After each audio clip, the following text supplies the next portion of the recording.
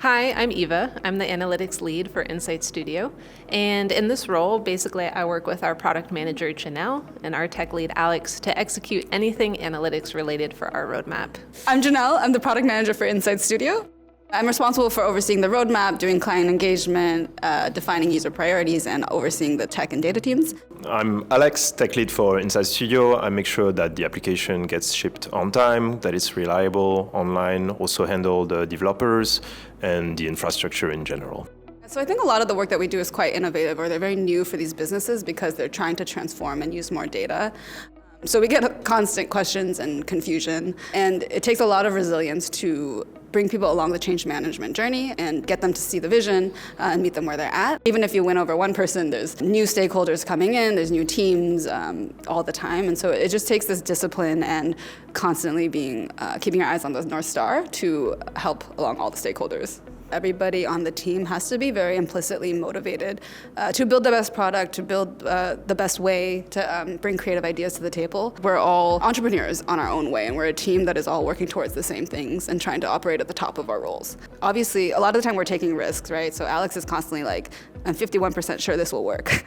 And I'm like, well, what's the 49% look like? And so if the status quo is pretty bad, then we might as well try. And we always have like a fallback, so you can roll back a production.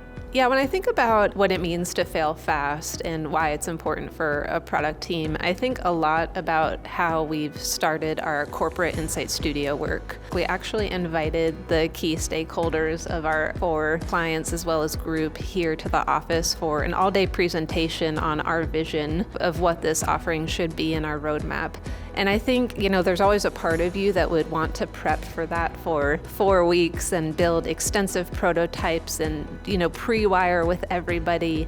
But I think for us, what we decided was it was better actually to get that raw feedback faster than to try to present something a little bit more polished when we'd already lost 2 months of work. I think it's very much coming from a place of humility. I think you're absolutely right in that. And being willing to showcase your ignorance in order for you to be corrected and in the process learn of what is actually what you're building.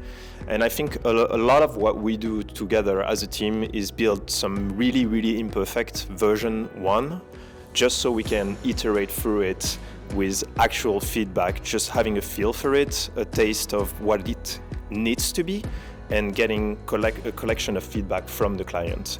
And so it takes this almost Darwinian aspect to it, where every single generation of what we build together gets better and better. After a while, you just have the perfect market fit for what you're building, and that's what we are striving for. Euros? No. No. Money. Yeah, I think so.